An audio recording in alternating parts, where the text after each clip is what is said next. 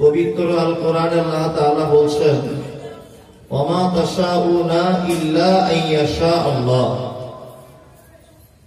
আমি যে রেস্ট রুমে ছিলাম, আমাকে গিয়ে বলা হচ্ছিল যে আমরা এখন প্রধান বক্তাকে তুলব, আপনার কোনো আপত্তি আছে? তো আমি বললাম আমার আপত্তি বলে কিছু নেই, কারণ এখানে জলসা হবে, আমাকে দাওয়াত করেছে 2-3 মাস আগে। আমি সারাটা দিন এখানে টাইম দেব এই নিয়ত করে এসেছি। আমাকে কালকে সকাল 6টার আগে তুললে হবে, এটা আমি বলে দিয়েছি। অনেক বক্তা আছে এসেই মারামারি লেগে যায়, আমাকে তুলতে হবে, আমাকে তুলতে হবে, আমাকে তুলতে হবে।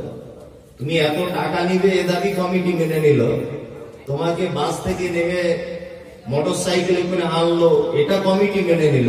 তা কমিটিরও তো সামান্য কিছু আবদার আমাদেরকে মেনে নিতে হবে। এটা কার মধ্যে কি কাজ করে জানি না, আমার মধ্যে কাজ করে। সকাল 6টার আগে তুললে হবে, এটা সব জায়গাতেই বলে দিই। যাই হোক, আলহামদুলিল্লাহ আমি পবিত্র আল কোরআন হাতে নিয়ে আছি। আপনারা যদি ধৈর্যের পরিচয় দেখাতে পারেন, তাহলে আমি কিছু আপনাদের সামনে কথা রাখবো ইনশাআল্লাহুল আজিজ। তবে কোরআনের বাইরে আজকে কোনো কথা বলার আমি চেষ্টা করছি না। রাত্রি অনেক, যারা আপনারা বসে আছেন, আপনাদের বসে থাকার গুরুত্বটা যাতে আরেকটু, মুসল্লিদেরকে নিয়ে বসে দ্বীনের কথা আলোচনা করে, আখিরাতের কথা, ফুলসিরাতের কথা, মিজানের কথা, বিভিন্ন রকম হাদিস কোরআন, জাহান্নাম জান্নাতের কথা আলোচনা করে একটা লোক। আর দ্বিতীয় লোকটি হচ্ছে ওয়াল আখিরু ইয়াসুমুন নাহার ওয়া ইয়াকুমুল লাইল। আর দ্বিতীয় লোকটি হচ্ছে সারা দিন লোকটি সিয়াম পালন করে, চলতি ভাষাতে রোজা রাখে সারা দিন, আর সারা রাত লোকটা নামাজ পড়ে। ফাকালা ইয়া রাসূলুল্লাহ, হে আল্লাহর নবী, আইয়ুহুমা আফজালু, এই দুইটা মানুষের মধ্যে আল্লাহর নিকটে সবথেকে প্রিয় কে? আল্লাহর নিকটে সবথেকে প্রিয় কে? রাসূল সাল্লাল্লাহু আলাইহি ওয়াসাল্লাম বলেন, ফাজলু হাযাল আলিমি ইউসাল্লিল মাকতুবাতা সুম্মা ইয়াজলিসু ফায়ুআল্লিমুন নাস ওয়াল আখির। প্রথম ব্যক্তিটি হচ্ছে উত্তম দ্বিতীয় ব্যক্তির থেকে। প্রথম ব্যক্তিকে ইমাম, যে কেউ ফরজ সালাতের পরে পরে মুসল্লিদের দিকে মুখ করে দ্বীনের কথা আলোচনা করে। আল্লাহ রাসূল লাস্ট একটা শব্দ ব্যবহার করছেন, ওয়ালাকে, দ্বিতীয় মানুষটির থেকে, শেষের মানুষটির থেকে প্রথম মানুষটি আল্লাহর নিকটে সব থেকে বেশি প্রিয়। তার মানে অত্র হাদিস থেকে বোঝা গেল যে সারা রাত নামাজ পড়লে যে নেকি পাওয়া যায়, সারাদিন রোজা রেখে যে নেকি পাওয়া যায়, বা আল্লাহকে যতটা খুশি করা যায়, দ্বীনের কথা যেখানে আলোচনা হয় সেখানে বসে আলোচনা শুনলে তার থেকে বেশি নেকি পাওয়া যায় এবং আল্লাহর কাছে বেশি ভালো হওয়া যায়। বুঝতে পারছেন? একবার ওই সুবহানাল্লাহ বললেন, এটা যদি এতদিন বাংলাদেশ হতো না, প্যান্ডেলের কাপড় উড়ে চলে যেত। বুঝলেন? আশ্চর্য ব্যাপার। গাদা গাদা হাদিস রয়েছে, দেখো কিতাবুল ইলমের ভিতর অনেক হাদিস। আল্লাহ রাসূল বলেন, মান সালাকা তারিকান ইয়ালতামিসু ফীহি ইলমান সাখালাল্লাহু লাহু তারিকান ইলাল জান্নাহ। কোন মানুষ যদি ইলম শিক্ষার জন্য যদি বাড়ি থেকে বার হয়, আল্লাহ তার রাস্তাকে, দুনিয়াবি রাস্তাকে প্রশস্ত করে দেন এবং আখিরাতে যাওয়ার রাস্তাটাকেও প্রশস্ত করে দেন। আর একটা হাদিস তাহলে আপনাকে বলি, বসতে সুবিধা হবে এই জন্য বলছি, তাছাড়া বলতাম না, রাত্রি অনেক হয়েছে তো। আল্লাহ রাসূল বলছেন, কোন মানুষ যদি বাড়ি থেকে বার হয় ইলম শিক্ষা অর্জন করার উদ্দেশ্যে, সেটা মাদ্রাসায় হোক, সেটা মক্তবে হোক, সেটা মসজিদে হোক, সেটা জলসাতে হোক, যেখানেই হোক,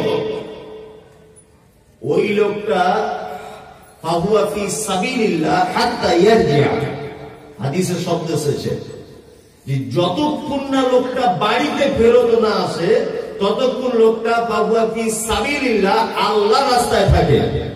আর যদি লোকটা রাস্তার মাঝখানে মারা যায়, এখন ধরেন আপনি জলসা শুনতে শুনতে হেঁটে হেঁটে বাড়ি যাচ্ছিলেন, আপনাকে সাপে কামড়ে নিল, হতে পারে? পারে কি পারে? পারে। কোনো কানে কিছু না, একটা ইলেকট্রিক তার কোথাও ছিঁড়ে পড়েছিল, আপনি মারা গেলেন, আল্লাহর নবী বলছেন ও লোকটা শহীদের দরজা পাবে। চারটিখানি বড় জায়গায় বসে নেই আপনি, এটা মূল্যায়ন করুন। আমি আপনাকে একদম পবিত্র আল কোরআন দিয়ে একটা একটা শব্দের আমি ব্যাখ্যা করে অন্তত 1 ঘন্টা আমাকে চালাতে দিতে হবে, তারপরে আদায় টাদায় যা হবে ওটা আপনাদের ব্যাপার। ওই জন্য আমি প্রথমে একটু একটু বলতে চেয়েছিলাম, পুরোটা না বললেও প্রতিষ্ঠানের জলসাগুলো আমরা একটু বুঝি যে আমাদের কখন তুললে ভালো হয়, এটা আমরা একটু একটু বুঝি কখন কাকে তুললে ভালো হয়। প্রতিষ্ঠানের জলসায়, তবলিগে জলসা হলে আলাদা বিষয়। এই জন্য প্রতিপক্ষকেও বক্তাদের দিকে লক্ষ্য রাখতে পারে। যাই হোক, আমি পবিত্র গ্রন্থ মুকুট আল কোরআনুল কারীম থেকে একটি আয়াত, 3টি আয়াত আপনাদের সামনে 4টি আয়াত তেলাওয়াত করেছি। আলহামদুলিল্লাহ, এই আয়াতটা একটু তাফসীর করব এই সূরাটি। তার আগে বলে রাখছি, পবিত্র আল কোরআনের 114টি সূরা আছে। এই 114টি সূরা একসঙ্গে নবী মুহাম্মদ সাল্লাল্লাহু আলাইহি ওয়াসাল্লামের কাছে দিয়ে দেওয়া হয়নি। দীর্ঘ 23 বছর যাবত এই কোরআনটি পরিপূর্ণ হতে টাইম লেগেছে 23 বছর। বিভিন্ন পরিস্থিতির পরিপ্রেক্ষিতে, বিভিন্ন সময়কে কেন্দ্র করে, বিভিন্ন ঘটনাকে কেন্দ্র করে, বিভিন্ন জিহাদকে কেন্দ্র করে, বিভিন্ন সমস্যার সমাধানকে কেন্দ্র করে পবিত্র আল কোরআন টাইম দিয়েছে 23 বছর, 1-2 বছর নয়। সিরিয়াল নাম্বারের দিক দিয়ে এই সূরাটির নাম সূরা আনফাল, সকলেরই মুখস্থ। আর সিরিয়াল নাম্বারের দিক দিয়ে 7 নম্বর সূরা। এই সূরাটি অবতীর্ণ হয়েছে মদিনা মুনাওয়ারাতে। পবিত্র আল কোরআনের 2টি পাঠ, একটি হচ্ছে মাক্কি, একটি হচ্ছে মাদানী। মক্কাতে যে সূরাগুলি অবতীর্ণ হয়েছে, এই সূরাগুলির ভিতরে বেশিরভাগ দেখা যায় জাহান্নামের কথা, কবরের কথা, হাসরের কথা, মানুষকে পুনরায় আবার উঠতে হবে, হিসাব দিতে হবে। এই সমস্ত কথাগুলি মাক্কি সূরার ভিতরে বেশি করে বলা হয়েছে। কারণ তখন মক্কার লোকদের হৃদয়কে গলিয়ে ঈমানের দিকে তাদেরকে আনার একটা ব্যাপার ছিল। এই কারণে পবিত্র আল কোরআনের মাক্কি সূরাগুলিতে এই জান্নাত, জাহান্নাম, মিজান, ফুলসিরাত, হাসর, এই সমস্ত বিষয়গুলি বেশি বেশি বেশি বেশি করে অবতীর্ণ করা হয়েছে মক্কাতে। আর মদিনাতে আসার পরে যে আয়াত বা যে সূরাগুলি অবতীর্ণ করা হয়েছে এতে হুকুম বেশি আছে, আর ভাষাগুলি খুব কড়া। মক্কা সূরাতে ভাষাগুলি আল্লাহ তাআলা নরম ব্যবহার করেছেন, আর মাদানী সূরাতে যে ভাষাগুলি রব্বুল আলামিন ব্যবহার করেছেন এগুলো খুব কড়া ভাষা, খুব কড়া। কারণ তখন মানুষ মদিনাতে যারা ছিল, আনসার বা মুহাজির উভয় পক্ষ, তারা ঈমান সহকারে মদিনাতে ছিল। এই কারণে দেখবেন, একটা জিনিস আপনাকে বলে রাখছি, স্কুলে যে ছাত্রটা সব থেকে ভালো স্টুডেন্ট, এখানে অনেক মাস্টার থাকতে পারেন, সব থেকে ভালো, ও দেখবেন প্রতিদিন মাস্টারের সামনে এসেই বসে, ফার্স্ট বেঞ্চে দেখবেন ওই ছেলেটা বসে আছে। আর প্রত্যেক মাস্টার মশাই, আমিও কোন এক মাদ্রাসার শিক্ষক, তা প্রত্যেক শিক্ষকদের একটা গুণ হচ্ছে, যে ভালো ছাত্র তার পড়া যদি হয় তবুও তাকে এক ঘা মারে, দেখবেন ওকে একবারই দিবে। কেন দিবে? ওই মাঠটার মাধ্যমে ছাত্রটাকে বোঝাতে চায় যে তুমি ভালো স্টুডেন্ট, তুমি আরো ভালো পড়াশোনা করো। একটা ছেলে 20 দিন স্কুলে আসেনি, পড়াশোনাও ভালো নয়, ও যদি 21 দিনের মাথাতে স্কুলে প্রবেশ করে, মাস্টার ওর খোঁজ নেয় না, কারণ মাস্টার জানে যে ওর মাথাতে সব গোবর ভরা আছে, ও কিছু বুঝে না, ওর কোনোদিন পড়া হয় না, ও আসলেই কি না আসলেই কি।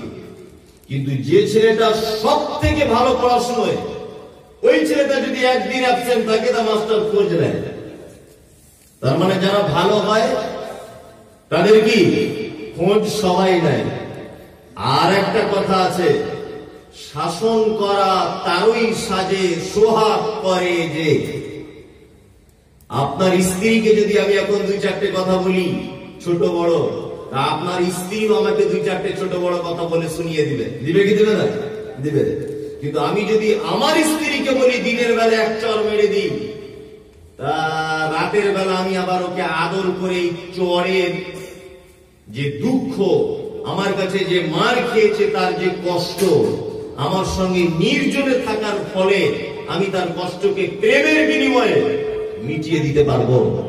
ঠিক তেমন আল্লাহ তাআলা মক্কাতে চড়া কথা কোরআন মাজিদে বললেন না, এই কারণে তখনও মানুষ ঈমানের ব্যাপারে আসতে পারেনি। মদিনায় যখনই চলে এসেছে ঈমান সহকারে, তখন আল্লাহর প্রেমে তারা জড়িয়ে গেছে, তখন আল্লাহ তাদেরকে শাসনবাচক শব্দ দিয়ে ব্যবহার করেছেন, একদম শাসন করেছেন তাদেরকে। তাই এই সূরাটি মদিনাতে অবতীর্ণ। আমি কথা বাড়াচ্ছি না, পবিত্র আল কোরআনের আয়াতের দিকে লক্ষ্য করুন, আর আপনি আমার দিকে লক্ষ্য করুন, আর আমি আপনার দিকে লক্ষ্য করি, আর মনোযোগ ভালো করে দিবেন, তাহলে আপনাকে বোঝাতে আমার সুবিধা হবে। আল্লাহ তাআলা এই সূরাটি অবতীর্ণ করলেন কেন? কেন অবতীর্ণ করলেন? আচ্ছা, এটা আপনারা জানেন যে ইসলামে হযরত মুহাম্মদ সাল্লাল্লাহু আলাইহি ওয়াসাল্লাম যত যুদ্ধের ময়দানে গিয়েছিলেন, যত যুদ্ধ তিনি করেছিলেন মুশরিকদের সঙ্গে, ইসলামের সর্বপ্রথম যে যুদ্ধটি সংগঠিত হয়েছিল তার নাম কি? বদর। এই বদর সন 2 হিজরিতে সংগঠিত হয়েছিল। বদর অ্যাকচুয়ালি একটা কূপের নাম। এই বিস্তারিত ইতিহাস, আমি বিস্তারিত ইতিহাস বলছি না। আল্লাহর নবী সাল্লাল্লাহু আলাইহি ওয়াসাল্লাম 313 জন সৈন্য নিয়ে, যাদের কাছে ছিল না মোকাবেলা করার মতো খুব মজবুত তলোয়ার, মজবুত মানে যুদ্ধের অস্ত্র, ছিল না খুব মজবুত যুদ্ধের পোশাক, ছিল না তাদের কাছে খুব মজবুত নিজের পেটে খাদ্য দিবে এরকম খাদ্য তাদের কাছে মজুদ ছিল না। এবং বদরের যুদ্ধ হচ্ছে ইসলামের সবথেকে চূড়ান্ত পর্যায়ের যুদ্ধ, যে যুদ্ধতে শুধুমাত্র বেটা ঈমান এনেছে, বাপ ঈমান আনেনি। বেটাকে লাঠি ধরতে হয়েছে বাপের বিপক্ষে, কঠিন অবস্থা। এই যুদ্ধটা এমন ছিল, বাপ তলোয়ার ধরেছে নিজের কলিজা নিংড়ানো সন্তান বাপ ছেলের বিরুদ্ধে, কঠিন যুদ্ধ এটা। এই যুদ্ধতে আল্লাহ তাআলা ফেরেশতা পাঠিয়েছিলেন আসমান থেকে। মানুষ তো এখন সুর ভক্ত, সুর করে করে বললে মানুষের বুঝতে নাকি সুবিধা হয়। তা আমার অত সুর ভালো না, মাঝে মধ্যে একটু একটু করে ভালো হতে পারে, তবে আপনাকে আগে বুঝিয়ে নিই, রেডি করি, তারপরে বলছি, আপনি ধৈর্য ধরে বসুন। আল্লাহ ফেরেশতা পাঠিয়েছিলেন, আর এই যুদ্ধতে জয়লাভ করেছিলেন নবী মুহাম্মদ সাল্লাল্লাহু আলাইহি ওয়াসাল্লাম। কতজন মানুষের বিরুদ্ধে তিনি লড়াই করেছিলেন? 1000। এখন যুদ্ধতে জয়লাভ করে মুশরিকেরা যখন তাদের ময়দান ছেড়ে পালিয়ে চলে যাচ্ছে, আর কিছু মুসলিম সৈন্য তারা তাদেরকে তাড়া করে নিয়ে যাচ্ছে, ময়দান ছাড়া করে দিচ্ছে, আর সাহাবীদের মধ্যে কিছু সাহাবী তারা যে মালগুলো ফেলে রেখে দিয়ে গেছে, তাদের পিস্তল, তাদের খাদ্য সামগ্রী, তাদের বন্দুক, তাদের ঘোড়া, তাদের উট, তাদের খাদ্য, যা কিছু যুদ্ধের ময়দানে ফেলে দিয়ে পালিয়ে যাচ্ছে, এই ফেলে দেওয়া মালগুলি কিছু সাহাবী তারা জড়ো করছে এক জায়গাতে, আগলে দিচ্ছে।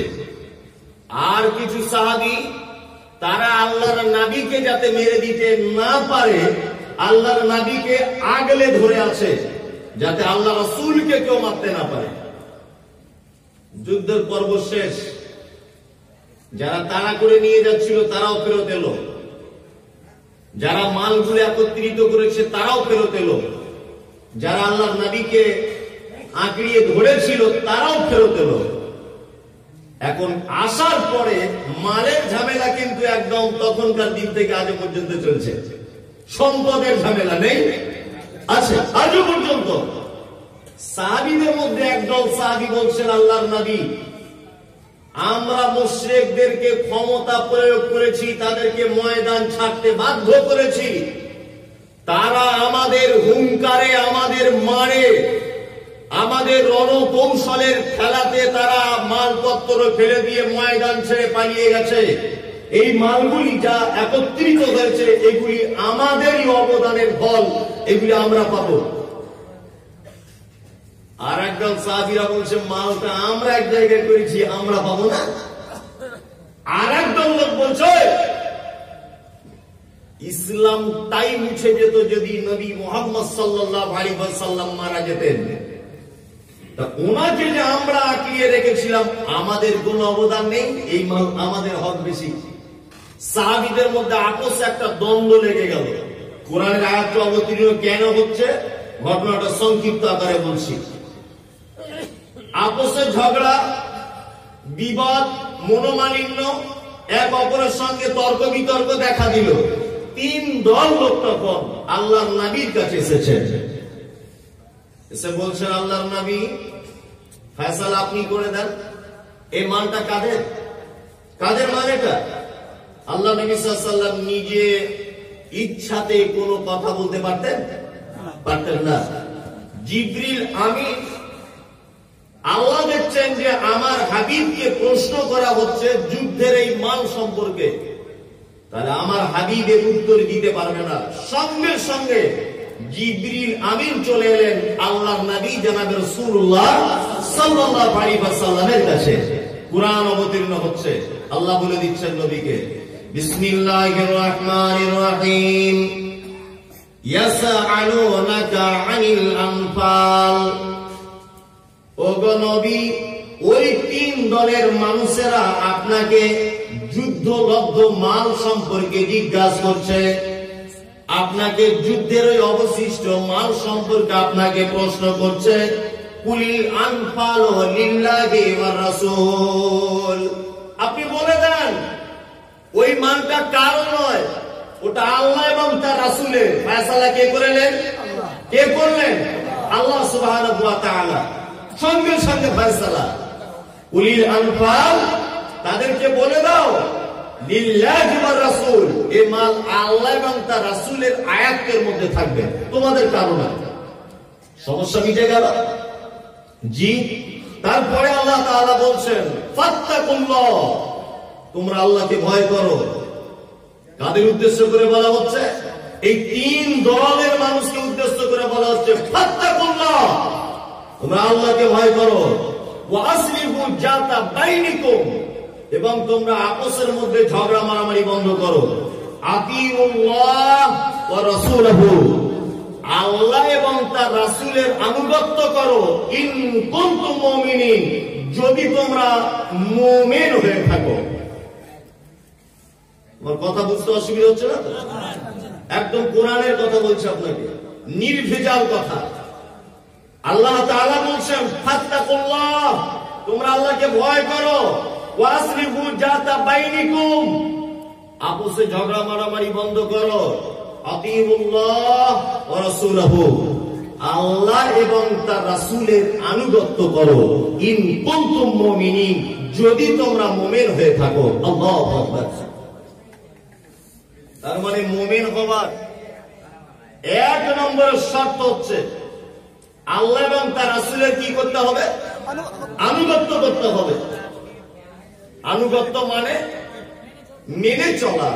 ঠিক বলেছেন, মেনে চলা, তার আদেশ এবং তার নিষেধকে মেনে চলা। আমরা নবী মুহাম্মদ সাল্লাল্লাহু আলাইহি ওয়াসাল্লামের আনুগত্য করি কি করি না?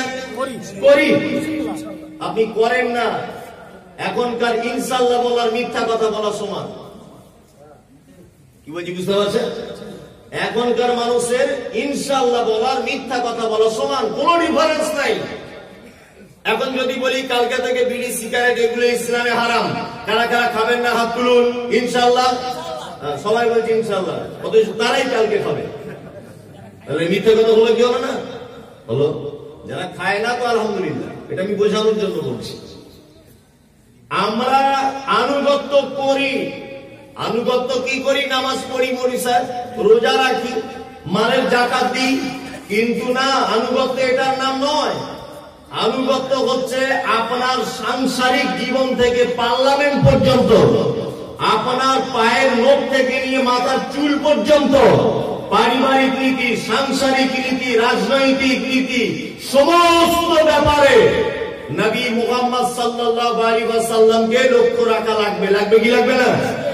তাছাড়া একটা মানুষ পরিপূর্ণ ঈমানওয়ালা হতে পারবে না, কখনো হতে পারবে না। যদি বলেন মনির সাহেব আল্লাহ সৃষ্টি করেছে, তাকে মেনে চলা যায়, তা মুহাম্মদ কি একেবারে লোক যে তাকে আনুগত্য করতে হবে? এটা প্রশ্ন জাগে কি জাগে না? জাগে। অনেক মানুষের প্রশ্ন জাগে। ফেসবুক মিডিয়ার মাধ্যমে আমার সঙ্গে অনেকজন তর্ক বিতর্ক হয়। একজনা বলছে আপনি যে বলছেন মুহাম্মদ পৃথিবীর শ্রেষ্ঠ মানব, আপনি যে বলছেন তা মুহাম্মদ সাল্লাল্লাহু আলাইহি ওয়াসাল্লামের চরিত্র কত ভালো ছিল, এগুলো কি খারাপ ছিল সেটা বলো। বলছে মুহাম্মদ সাল্লাল্লাহু আলাইহি ওয়াসাল্লাম সবসময় পকেটে তলোয়ার নিয়ে ঘুরতো।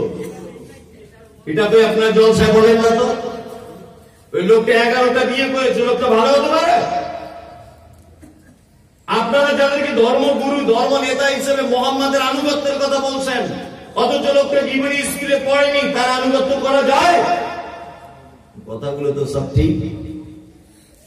কিছুদিন আগে নয়, বর্তমান চলছে ইউটিউব, ফেসবুক, সোশ্যাল মিডিয়ার মাধ্যমে একটা কথা দেখতে পাচ্ছেন যে ত্রিপুরাতে আল্লাহ দ্রোহী যারা, ত্রিপুরার মাটিতে আল্লাহ দ্রোহী যারা, তারা একটা স্লোগান দিচ্ছে, মোহাম্মদ তেরে বাপ কে নাম জি জয় শ্রীরাম।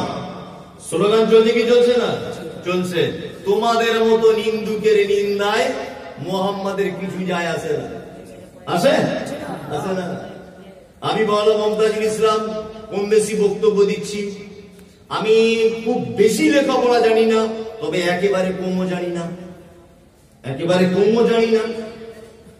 তা আমার নিন্দা করছে আপনাদের গ্রামের ফটিক চাচা। ও লেখাপড়াও জানে না, ও কিচ্ছু জানে না, গভে গরু, একেবারে 3-4 নম্বর কোয়ালিটির লোক। ও আমাকে বলছে মমতাজুল ইসলাম কেমন বক্তা, ঘোড়ার ডিম কিছুই জানে না।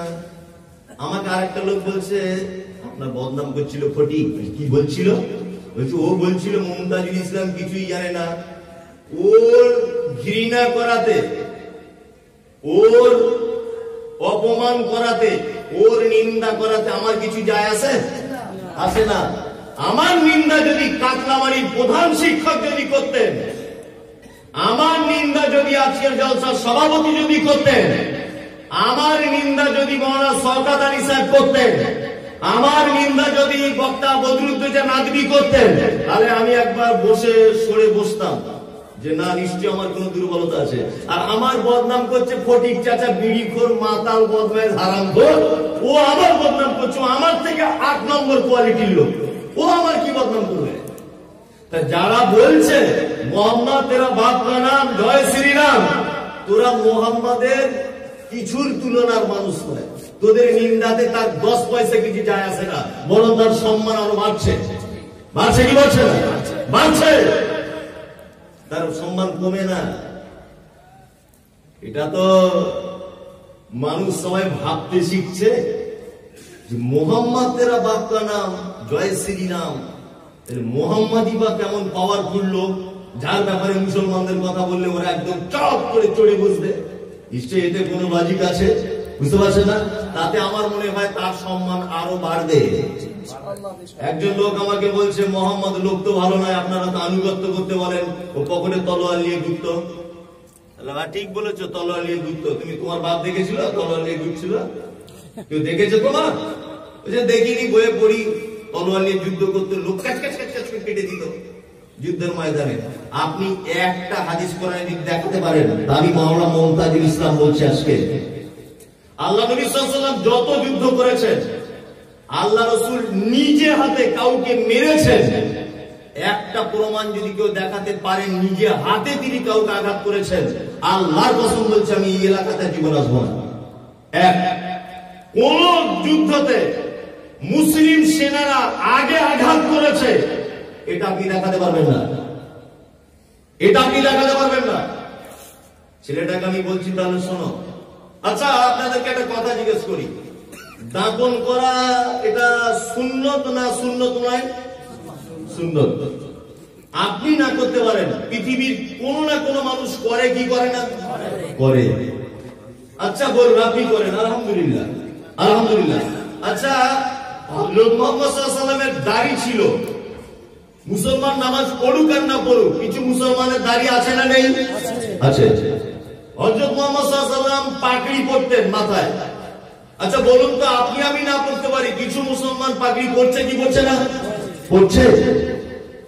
হযরত মুহাম্মদ সাল্লাল্লাহু আলাইহি ওয়াসাল্লাম রাতে তাহাজ্জুদের নামাজ পড়তেন।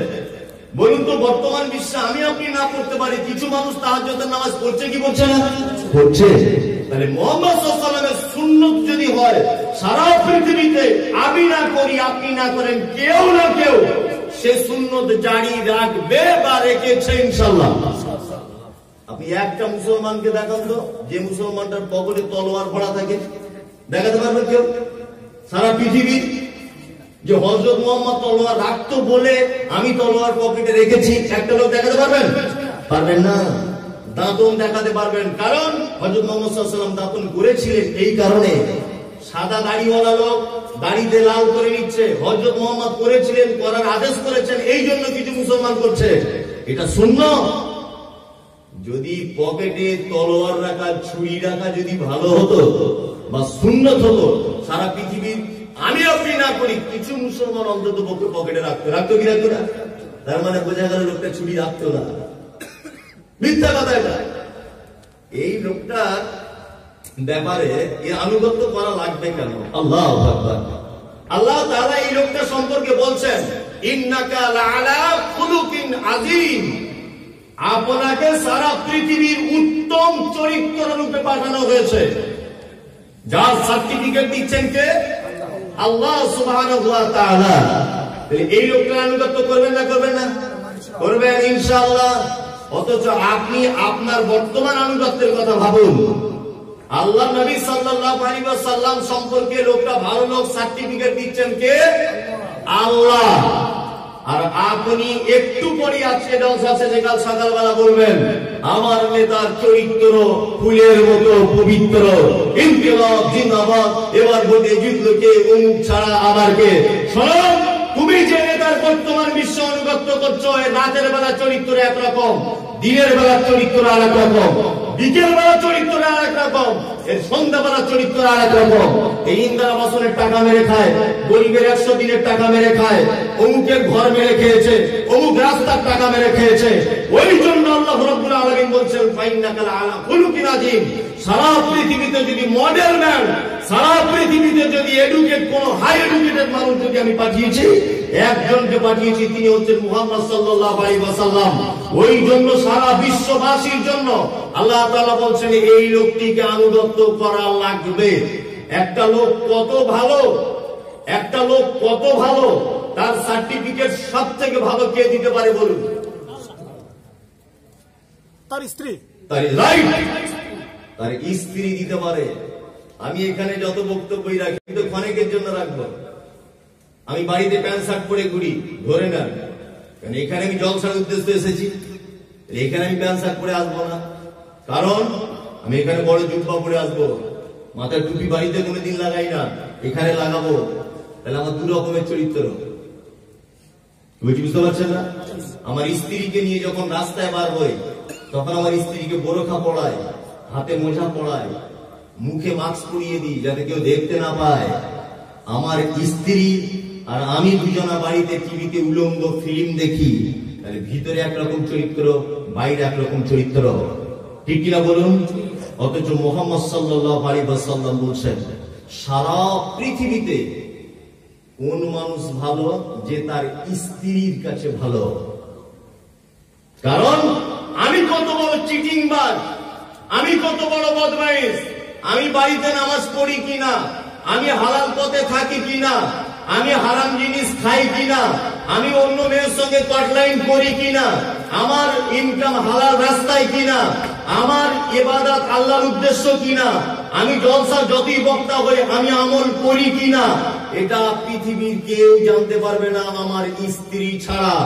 ওই জন্য মুহাম্মদ সাল্লাল্লাহু আলাইহি ওয়াসাল্লাম বলছেন, আমি নিজে আমার স্ত্রীদের কাছে উত্তম।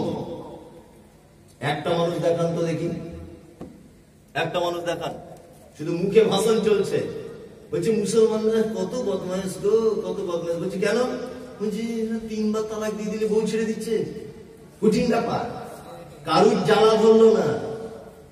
দিল্লির সরকারে যে বসে আছে বড় জ্বালা ধরে গেল, মুসলমানরা 3 বার মুখে তালাক বলে দিলে বউটা চলে যাবে। চি চি চি চি, নারীর অধিকার এরকম ভাবে নষ্ট করছে মুসলমানরা।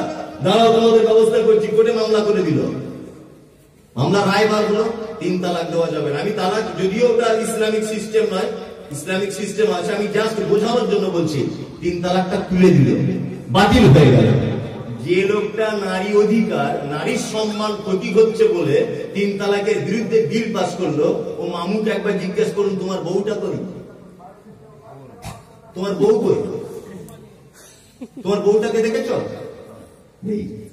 শুধু মুখে এক কথা, যে বিল পাস করে একরকম কথা, আর বাস্তবতার সঙ্গে কোন মিল আছে? নেই। আল্লাহ পবিত্র কোরআনে বলছেন, ওয়ালা তুতিল মুকাজ্জিবিন, ফালা তুতিল মুকাজ্জিবিন। আল্লাহ নবীকে বলছেন, ফালা তুতিল মুকাজ্জিবিন, নবী আপনি মিথ্যুকদের আনুগত্য করবেন না, মিথ্যুকদের আনুগত্য করবেন না। আল্লাহ নবীকে বলছেন মিথ্যুকদের, যারা দেখবেন ইলেকশনের আগে রাজনৈতিক মিটিং মিছিলে এসে গাদা গাদা মিথ্যে কথা, গাদা গাদা মিথ্যে কথা। একবার আমাকে ভোটটা দিয়ে দেখুন, এই যে রাস্তাটা দেখছেন একদম 15 দিনের মধ্যে পাকা করে দেবো, প্লেন চলবে, সাইকেল দূরের কথা। ভোট পেয়ে গেল, গদিতে বসে গেল, মামুকে আর দেখতে পাওয়া যায় না, সব মিথ্যে কথা। কি বলছি বুঝতে পারছেন না?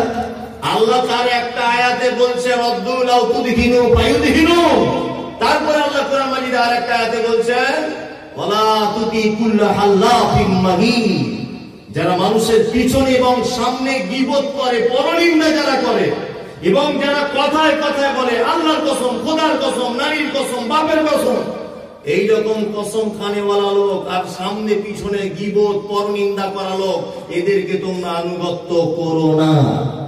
তার মানে বোঝা গেল বর্তমান বিশ্বে যত নেতা বলে দাবি করছে, যারা যারা নিজেকে নেত্রী বলে দাবি করছে, জি, যারা নিজেকে নেতা এবং নেত্রী বলে দাবি করে, এদের স্টেজে উঠেই প্রথমেই কাজ হচ্ছে গীবত করা, ঠিক কিনা বলুন? প্রথমেই উঠে গীবত করা, অমুক পার্টি এই করেছে, আমরা এসে এই করবো, ঘোড়ার ডিম করবে, লাস্টে কিছুই হলো না। বুঝতে পারছেন না? আল্লাহ নিজে বলছে ওদেরকে আনুগত্য করা যাবে না, একদম ওদের থেকে দূরে থাকবে। তুমি যার পিছনে ঘোরো, ভোটের 2 দিন আগে তোমাকে 2টো মদের বোতল কিনে দেয়, তোমাকে 500 টাকা দেয়, তোমার ক্লাবে ক্যারাম বোর্ড কিনে দেয়, তোমাকে জাহান্নামের রাস্তার দিকে হাঁটায়। আর আমি এমন এক মানুষের আনুগত্যের কথা কোরআন দিয়ে আপনাকে বলতে চাইছি, যিনি হচ্ছেন বিশ্ব নবী মুহাম্মদ সাল্লাল্লাহু আলাইহি ওয়াসাল্লাম। লোকটার ব্যবহার কেমন জানেন? আনুগত্য কেন করবেন না? কেমন ব্যবহার দেখবেন। একটা হাদিস আপনাকে বলি, হযরত আনাস রাদিয়াল্লাহু তাআলা আনহু, নাম শুনেছেন? হযরত আনাস, আল্লাহু আকবার। হযরত আনাস বলছেন, আমি আল্লাহর নবীর 10 বছর যাবত সেবা যত্ন করেছি, আল্লাহর নবীর খাদেম হিসাবে আমি নিযুক্ত ছিলাম। আল্লাহর নবী আমাকে অনেক জিনিস করতে বলেছেন, সেটা আমি করিনি, ভুলে গেছি। আবার অনেক জিনিস আল্লাহ নবী করতে মানা করেছেন, সেটা ভুল করে করে দিয়েছি, এরকম অসংখ্য বার করেছি। কিন্তু আমি এমন একজন মানুষের অধীনে আছি, তার নাম হচ্ছে মুহাম্মদ সাল্লাল্লাহু আলাইহি ওয়াসাল্লাম। জীবনে আমাকে কোনোদিন বলেনি, আনাস তুমি কেন এই কাজটা করলে না, আর কেন তুমি এই কাজটা করলে। হযরত আনাস নিজে বলছেন 10 বছরে কোনোদিন আমি এই লোকটার কাছে খারাপ কোনো ব্যবহার পাইনি। 10টা বছর কাটিয়েছি। এবার পত্র পত্রিকা দেখছেন না, গাড়ির ড্রাইভাররা মন্ত্রীর কথা ফাঁস করে দিচ্ছে, দেখতে পাচ্ছেন না মিডিয়ার মাধ্যমে। গাড়ির ড্রাইভাররা বলছে, সিসিটিভির ফুটেজে দেখানো হচ্ছে সারদার কাছ থেকে কে কত টাকা নিয়েছে। আজকে দল পরিবর্তন করছে, কালকে তার বিরুদ্ধে আঙুল তুলে দিচ্ছে, দিচ্ছে কি দিচ্ছে না। অথচ ইসলামিক ইতিহাসে বলা হচ্ছে মক্কার বেঈমান মুশরিকরা পর্যন্ত তাদের ব্যবসার সম্পদ, তাদের উপার্জিত অর্থগুলি ঈমান আনেনি, মুশরিক অবস্থাতেই মুহাম্মদ সাল্লাল্লাহু আলাইহি ওয়াসাল্লামের কাছে আমানত রেখে দিতেন। কি বলছেন আপনি? এই লোকটার আনুগত্য করুন। চলুন, আল্লাহ বলছেন আতিউল্লাহ, আল্লাহর আনুগত্য করবে, আর রাসূলহু, আর রাসূলের আনুগত্য করবে। ইন কুনতুম মুমিনিন, যদি তোমরা মুমিন হয়ে থাকো। আল্লাহু আকবার। এখানে একটা লজিক আছে, আপনাকে বলছি। আপনার ছেলেটা এবার মাধ্যমিক পাস করবে, পরীক্ষা দিয়েছে। তা আপনি মাধ্যমিক পরীক্ষা দেওয়ার আগে আপনার ছেলেকে বলছেন, শামীম তুমি যদি পরীক্ষায় ফার্স্ট হও, তুমি যদি ফার্স্ট হও, বলে আপনি থেমে গেলেন। আচ্ছা বলুন তো, কথাটা সম্পূর্ণ হলো কি হলো না? হলো? কথা বলুন একটু। হলো? অসম্পূর্ণ। অসম্পূর্ণ। কথাটা সম্পূর্ণ হবে কখন? আপনার ছেলেকে যখন বলবেন, শামীম তুমি যদি পরীক্ষায় ফার্স্ট হও, তোমাকে একটা আমি 4G অ্যান্ড্রয়েড মোবাইল কিনে দেবো। কথাটা পরিপূর্ণ হলো কি হলো না? হলো। তা আল্লাহ এখানে ইন শব্দ ব্যবহার করেছেন, ইন শারতিয়ত, শর্তের জন্য ব্যবহার করা হয়। আল্লাহ বলছে ইন কুনতুম মুমিনিন, তোমরা যদি মুমিন হও। তার মানে নিশ্চয় মুমিন হলে কিছু মাল পাওয়া যাবে, পাওয়া যাবে কি যাবে না? তা আল্লাহ নিজে বলছেন মুমিন হয়ে যাও, আমার কাছে অফুরন্ত মাল, 3টে জিনিস তোমাদেরকে দেব। মুমিন যদি হতে পারো 3টে জিনিস দেবো। কটা? 3টে। মুমিন হতে গেলে কি কি লাগবে, কোয়ালিটি কোরআন বলছে, বলে দিই আপনাকে। চলুন একটা একটা করে শুনুন। এক, আল্লাহ বলছেন ইন্নামাল মুমিনুনা আল্লাযীনা ইযা যুকিরাল্লাহু ওয়াজিলাত কুলুবুহুম ওয়া ইযা তুলিয়াত আলাইহিম আয়াতুহু যাদাতুহুম ঈমানাও ওয়া আলা রাব্বিহিম ইয়াতাওয়াক্কালুন। এক নম্বরের মুমিনের গুণ আল্লাহ বলছেন ইন্নামাল মুমিনুনা আল্লাযীনা ইযা যুকিরাল্লাহু ওয়াজিলাত কুলুবুহুম। মুমিনের গুণ এক নম্বরের ওই লোকটি হচ্ছে প্রকৃতপক্ষে মুমিন। কারা তারা? আল্লাহ বলছে তারা যখন পাপ করবে, তাদের ঈমান যখন মজবুত হয়ে যাবে, তারা পাপ করবে, অন্যায় করবে, অন্যায় পাপ করার পরেও তারা আল্লাহর কথা যখন তাদের স্মরণ হয়ে যাবে, আল্লাহ বলছেন তাদের ঈমান, ভয়ে ঈমান আনার কারণে থরথর করে কাঁপবে। একটা মানুষের ঈমান যদি পরিপূর্ণ হয়, জান্নাতের কথা শুনলে, জাহান্নামের কথা শুনলে ভয় থরথর করে কাঁপবে। এটা ঈমানদারের এক নম্বরের গুণ। আল্লাহু আকবার। আপনার আছে একটা হাদিস আপনাকে এবার শোনাই, ঈমান কাকে বলে দেখুন। আমাদের বর্তমান যুগে মুনাফিক নেই, আছে? আমাকে বলে আসসালামু আলাইকুম মুমতাজিল সাহেব, ওয়ালাইকুম আসসালাম, ভালো আছেন? আলহামদুলিল্লাহ। আবার এই মঞ্জুর আমার বন্ধু, ওকে গিয়ে বলছে মঞ্জুর আসসালামু আলাইকুম। ওয়ালাইকুম আসসালাম। মুমতাজিল সাহেব লোকটা কিন্তু বড়ই খারাপ, হচ্ছে মুনাফিক। সামনে একরকম, পিছনে আরেক রকম। ঠিক এইরকম ক্যাটাগরির মানুষও সেই যুগেও কিছু মানুষ ছিল মক্কাতে। কি বলছি বুঝতে পারছেন? তা আল্লাহ তাআলা নবীকে, তিনি তো গায়েব বুঝতে পারতেন না, আল্লাহর নবীকে হুঁশিয়ার করে দিচ্ছেন, নবী এখানকার মধ্যে কিছু লোক রয়েছে তারা আপনার কাছে কথা নিয়ে মুশরিকদের কাছে কথা পৌঁছে দিচ্ছে, গোপন কথাগুলি। আল্লাহ রাব্বুল আলামিন জিবরিলকে দিয়ে একটা মুনাফিকের লিস্ট তৈরি করলেন। এই মুনাফিকের লিস্টটা আল্লাহর নবী সাল্লাল্লাহু আলাইহি ওয়াসাল্লামকে দেওয়া হলো। বিশ্ব নবী তিনি মুনাফিকের লিস্টটা একটা একটা করে পড়লেন। পড়ার পরে এশার নামাজের পরে হুযাইফা বলে একজন সাহাবীকে আল্লাহর নবী দিয়ে দিলেন যে হুযাইফা, এই লোকগুলো হচ্ছে মুনাফিক, এই লোকগুলোর কাছ থেকে দূরে থাকতে হবে। হুযাইফার কাছে যখন এই লিস্টটা দেওয়া হলো, হযরতে হুযাইফা বাড়িতে চলে গেলেন। এই খবরটা সাহাবীদের মধ্যে, কিছু সাহাবীদের মধ্যে খবর ছড়িয়ে গেল যে এই মাত্র আল্লাহর নবী মুনাফিকের লিস্ট জমা করেছেন হুযাইফার কাছে। আল্লাহর নবীর সব থেকে প্রিয় একজন সাহাবী, নাম হলো তার আবু বকর সিদ্দিক রাদিয়াল্লাহু তাআলা আনহু। হযরতে আবু বকরের রাতের বেলায় ঘুম হয় না। আবু বকর বিছানায় মাথা দেয়, ঘুমোতে পারে না। বিছানায় যেন ছটফট ছটফট করছেন। গভীর রাত্রে উঠে আবু হুযাইফার বাড়িতে চলে গেলেন। দরজায় গিয়ে নক করলেন। হুযাইফা বলছেন, কে এত রাতে কে? বলছে, আমি হলাম হযরতে আবু বকর সিদ্দিক। বলছে, হুযাইফা রে, তোমার কাছে একটা জিনিস জানতে এসেছি, সত্যি করে বলো দেখি, আল্লাহর নবী কি তোমার কাছে মুনাফিকের লিস্ট পাঠিয়েছে? হুযাইফা বলছে, পাঠানো হয়েছে। আবু বকর বলছেন, হুযাইফা, মুনাফিকের লিস্টটা আমি চাইছি না, তবে যখন থেকে মুনাফিকের লিস্টটা আপনার কাছে এসেছে তখন থেকে রাতের বেলা বিছানায় মাথা দিতে পারছি না, ঘুমাতে পারছি না, যে আমি আবু বকর, আমার নামটা ওই লিস্টের ভিতরে ঢুকে গেল কিনা। আমি আল্লাহকে এত ভয় করি রে হুযাইফা, যদি এই মুনাফিকের লিস্টে আমার নামটা একবার যদি ঢুকে যায়, হুযাইফা সত্যি করে বলো দেখি, আমার নামটা মুনাফিকের লিস্টের ভিতরে আছে কিনা। হুযাইফা বলছেন, আপনার ব্যাপারে আল্লাহর নবী তিনি বলেছেন, জান্নাতে বিভিন্ন সিস্টেমে মানুষকে ডাকা হবে। জাকাতের দরজা দিয়ে জাকাত দেনেওয়ালাকে ডাকা হবে, দানির দরজা থেকে দানিদেরকে ডাকা হবে। হজ করেছে হাজী সাহেব, তাকে হজের দরজা থেকে ডাকা হবে। একটা মানুষ শহীদ হয়েছে, তাকে শহীদের দরজা দিয়ে ডাকা হবে।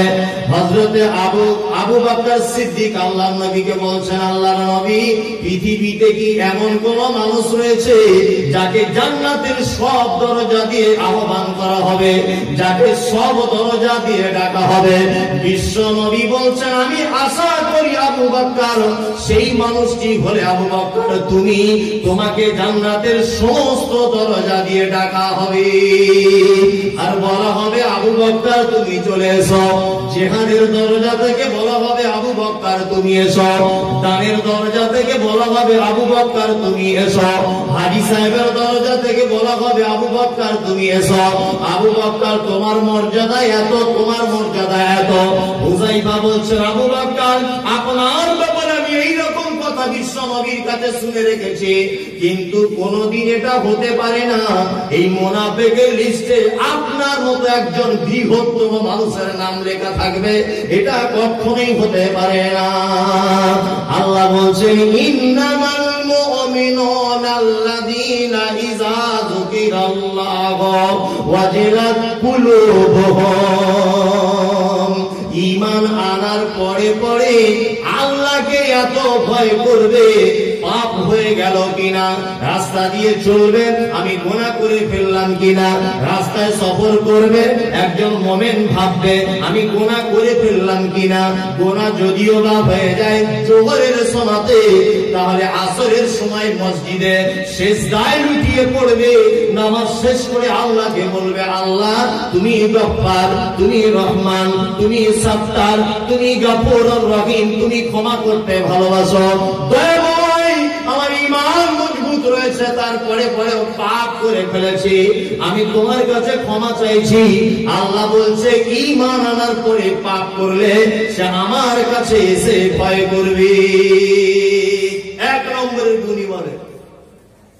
আর দ্বিতীয় নম্বরের গুণ কি? আয়াতুহু যাদাতুহুম ঈমানা ওয়া আলা রাব্বিহিম ইয়াতাওয়াক্কালুন। আল্লাহ বলছে মুমিনের দ্বিতীয় নম্বরের গুণ, তার সামনে যখন কোরআন তেলাওয়াত করা হবে, আল্লাহু আকবার, শুধু কোরআন তেলাওয়াত নয়, আয়াত মানে নিদর্শনাবলী, আল্লাহর যে কত নিদর্শনাবলী রয়েছে, আল্লাহু আকবার। একজন মুমিন যদি তার নিদর্শনাবলীর দিকে যদি লক্ষ্য রাখে, আল্লাহ তাআলা বলছেন আয়াতুহু যাদাতুহুম ঈমানা, তার সঙ্গে সঙ্গে ঈমান বেড়ে যাবে। আল্লাহর নিদর্শনাবলী দেখতে Africa, America, Ethiopia, Tanzania, Switzerland, German, Japan, Kuwait এই সমস্ত জায়গায় যাওয়া লাগবে না। আল্লাহ বলছেন ফালিয়ানজুরিল ইনসান মিম্মা খুলিক। আমাকে চিনতে চাও, আমাকে দেখতে চাও, তুমি নিজের দিকে তাকিয়ে দেখো তোমাকে কেমন করে তৈরি করেছি। আল্লাহু আকবার। আপনাকে এবার একটা কথা, দুনিয়াবি কথা জিজ্ঞাসা করছি, খুব হুঁশিয়ারি করে উত্তরটা দিয়েছি। এই আচ্ছা বলুন তো দেখি, মানুষের বাচ্চা হলে বাচ্চাটা হাঁটতে টাইম লাগে কতদিন? 1 বছর। একজন বলছে 1 মাস, মানে বুঝেও না কিছু। 1 বছর ধরে না, 1 বছর লাগে। নিদর্শনাবলী আপনাকে বলছে, আল্লাহর কি নিদর্শন রয়েছে আমাদের মাঝে। আল্লাহু আকবার। 10 মাস টাইম লাগে মানুষের বাচ্চা হলে হাঁটতে। আচ্ছা বলুন তো দেখি, একটা গরুর যদি বাচ্চা হয় কতদিন হাঁটতে টাইম লাগে? 10 মিনিট। কারণ কি? আল্লাহু আকবার, কত সুন্দর জিনিস। আপনি তো ভাত খানা ঘুমান, কিছু চিন্তা ভাবনা করেন না। আপনার স্ত্রী প্রেগনেন্ট, বেদনা শুরু হয়েছে, পেটে খুব পেন হচ্ছে, আপনার কাছে পয়সা নেই, আপনি আপনার বন্ধুকে বলে রেখেছেন অমুক তারিখে ডাক্তার ডেট দিয়েছে, 20,000 টাকা ধার দিতে হবে, বন্ধুর কাছে টাকা নিলেন। আপনার শাশুড়ি মাকে বলে রেখেছেন আম্মা আপনার মেয়ের অমুক দিন ডেট করেছে, এই ডেটে আপনি অবশ্যই থাকবেন। আপনার স্ত্রী ভর্তি হয়ে গেল হসপিটালে, নার্সিং হোমে ভর্তি হয়ে গেল, আপনার শাশুড়ি পৌঁছে গেল, আপনি পৌঁছে গেলেন, আপনার বাপ পৌঁছে গেল, আপনার মা পৌঁছে গেল, আপনার বোন পৌঁছে গেল, আপনার স্ত্রীকে ওটির ভিতরে ভরে দেওয়া হলো।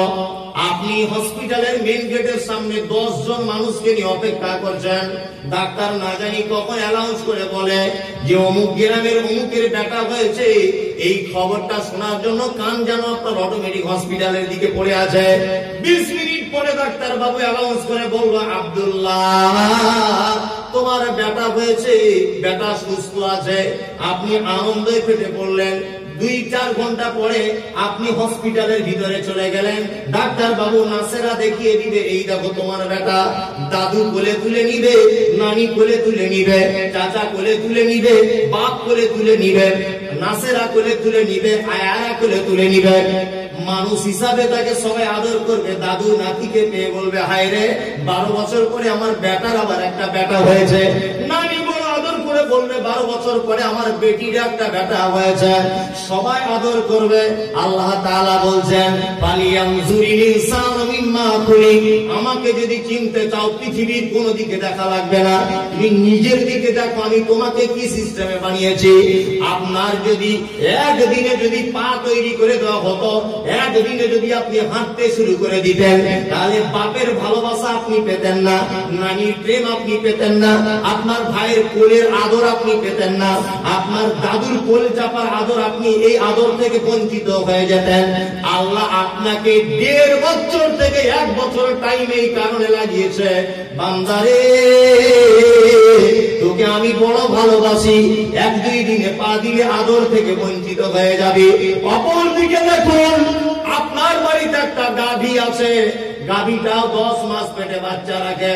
পৌষ মাসের হাড় কাঁপানো শীতে আপনি আপনার স্ত্রী, আপনি আপনার মেয়ে বিছানা নিয়ে 2 তলার উপরে শুয়ে আছেন। গাভীটারও পেটে বাচ্চা যন্ত্রণা শুরু হয়ে গেল। হসপিটালের ব্যবস্থা নাই, অ্যাম্বুলেন্সের ব্যবস্থা নাই, কিছুর ব্যবস্থা নাই। গাভী নিজে নিয়ে নিজের গোয়াল ঘরে শুয়ে পড়ল।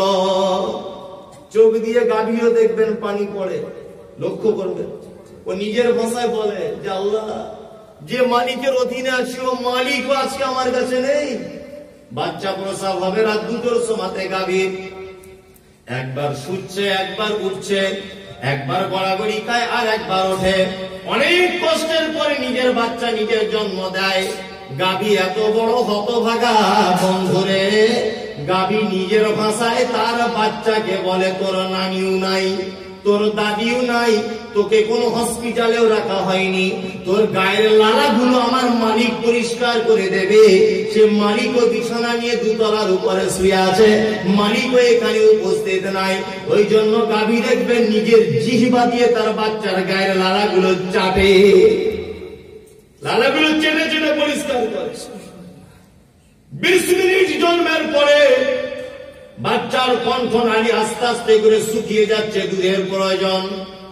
নিজের ভাষাতে গাভী বলে ওঠ, ওঠ একবার ওঠ, আমার পিছনের দিকে দেখ, দুধের হাঁড়িতে 2টো বাঁট ঝুলছে, এই 2টো বাঁটে মুখ লাগিয়ে দিয়ে দুধ পেয়ে যাবি। বাচ্চাটা একবার করে উঠছে, ঠস করে পড়ে যাচ্ছে, দ্বিতীয়বার আবার ট্রাই করছে, আবার পড়ে যাচ্ছে, তৃতীয়বারে কাঁপতে কাঁপতে নিজের ভাষায় তার মাকে বলছে, মা তুমি যে বললে দুধ টানতে, কই দুধ নেই তো, সামনের দিকে গিয়ে বুঝতে পারছে। গাভী নিজের ভাষায় বলছে, চল পিছনের দিকে যা, পিছনের দিকে যা। প্রত্যেক প্রাণী যাদের মানে চতুষ্পদ প্রাণী যারা, তাদের পিছনের গুলো হাত, মাথা থেকে যেন আজকে এটা পিছনের গুলো হাত আর সামনের গুলো পা, পা ধরা হয়, পিছনের গুলো হাত ধরা হয়। কারণ দেখবেন ওরা চুলকানোর সময় পিছনের দিক দিয়ে চুলকায়। কাউকে যদি চাট মারার ইচ্ছা হয়, চাট মারে পিছনের পা দিয়ে। জি, ওই জন্য প্রাণী বিশেষজ্ঞরা বলছে যে চতুষ্পদ প্রাণীদের পিছনের গুলো হচ্ছে ওদের হাত। তা গাভী নিজের ভাষায় তার বাচ্চাকে বলছে, চল আমার হাতের দিকে যা, দুধের মোটা পাবি। বাচ্চাটা দুধ চুষছে, গাভীর বাচ্চা দুধ আসছে না। আবার মুখটা বার করে দিয়ে বলছে, তুমি যে বললে দুধ আছে, মাঠে কই দুধ নাই। নিজের ভাষায় গাভী বলছে, পাগল, আমি প্রথম বাচ্চা জন্ম দিয়েছি, আমার দুধের লাইন ক্লিয়ার নাই, 2বার 1বার করে চুষবি আর এইরকম করে আমার মাঠে গুঁতা মারবি। মারে দেখেছে? হ্যাঁ, আল্লাহু আকবার। কে এটা শেখালো? কে পদ্ধতি বলে দিল? প্রত্যেক গাভীর বাচ্চা দেখবেন, কুকুরের বাচ্চা, ছাগলের বাচ্চা দুধ পান করতে করতে এইরকম করে খেলা মারে। কারণ তার মায়ের দুধের রাস্তাটা ক্লিয়ার করে। আল্লাহ বলছেন, ফালিয়ানজুরিল ইনসানু মিম্মা খুলিক, আমাকে পেতে গেলে কোথাও যাওয়া লাগবে না, তুমি নিজের দিকেই তাকিয়ে রাখো, কোথাও যাওয়া লাগবে না।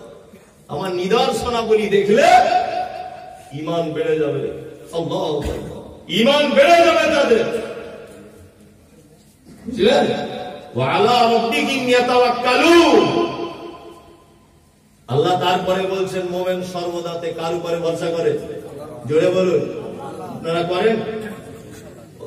অত সহজ নয়। দেখবেন আপনাকে দেখাবো আল্লাহর উপরে ভরসা, বাস্তবতার সঙ্গে হাদিস কোরআন না মিলিয়ে দিলে আপনাকে বোঝানো যাবে না। আপনার 5টা বেটি, 6 বারের মাথা তো আপনি আবার রিস্ক নিচ্ছেন। যদি একটা বেটা হয়, সবারই তো বেটার সাথ থাকে, 6 বারের মাথা তো আপনি বাচ্চা নিয়েছেন, আপনার স্ত্রী প্রেগনেন্ট, আপনার স্ত্রী বাচ্চা হয়েছে, আপনি শুধু দোয়া করছেন আল্লাহ যেন একটা বেটা হয়, আল্লাহ যেন একটা বেটা হয়। 6 বারের মাথাতে দেখছেন আবার বেটি। বলুন তো প্রশংসা কার হবে? আল্লাহর হবে না এই ভাষাটা হবে? তোদের জাত খারাপ, তোর রক্ত খারাপ, তোর বিয়ে করাটাই ভুল হয়েছে। ওর থেকে যদি ফটিকের পেটিকে বিয়ে করতাম 3টে বেটা হয়ে যেত। প্রথমেই বলেছিল রে কোথা থেকে জাহান্নামী কে নাও না, বলবে কি বলবে না?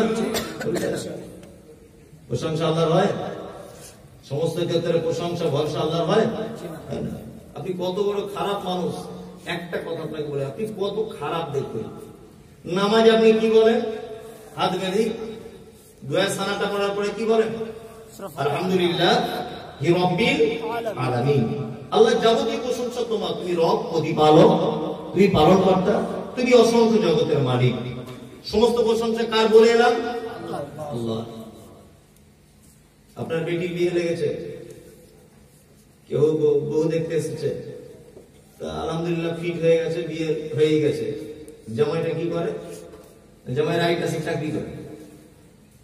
আপনাকে জিজ্ঞেস করি যে আব্দুল্লাহ ভাই জামাই কেমন পেলেন? জামাই ভাই আলহামদুলিল্লাহ কঠিন জামাই পেয়েছে, বেতন পায় 50,000, এক্সট্রা ইনকাম আরো 50,000, এক্সট্রা মানে ঘুষ খায়, মানে হারাম করকে বলছে ভালো জামাই।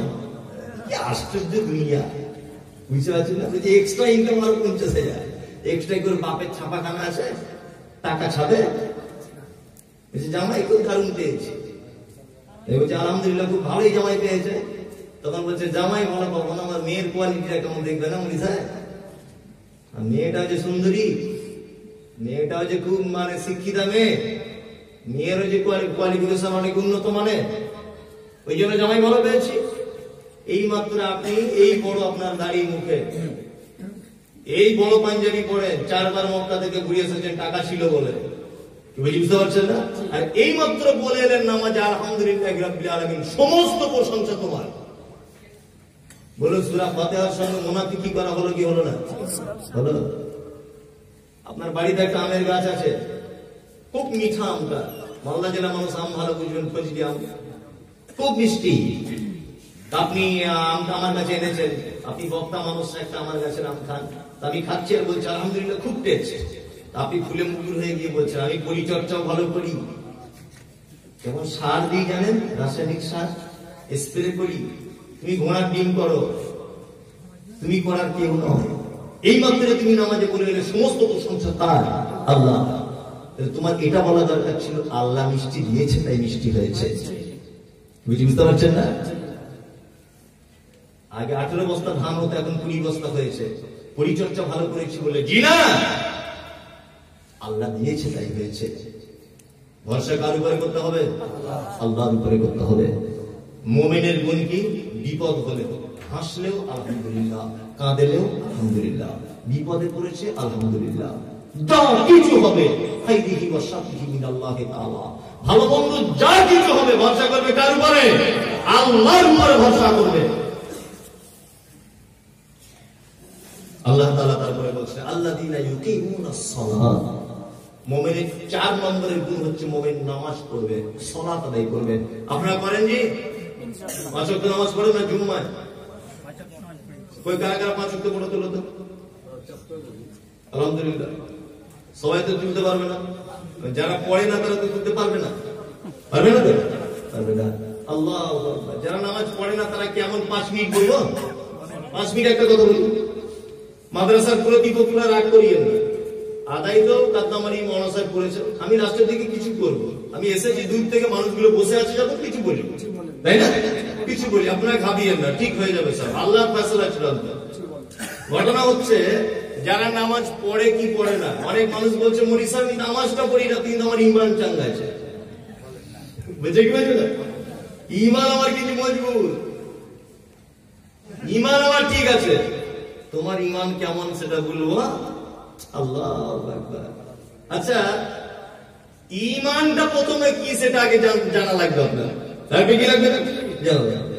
আচ্ছা বলুন তো দেখি, এটার নাম আঙ্গুল, এটার নাম চোখ, এটার নাম মাথা, এটার নাম কান, এর নাম নাক, এর নাম চোখ, প্রত্যেক অঙ্গ প্রত্যঙ্গের একটা আলাদা আলাদা নাম আছে না নেই? আছে। আচ্ছা, আপনি যখন ডাক্তারবাবুর কাছে যান, গিয়ে কি বলেন? ডাক্তারবাবু আমার শরীর খারাপ, বলেন কি বলেন না? তাহলে বলুন তো শরীর কার নাম? গোটা বডিটা, তাই না? ঈমান কার নাম?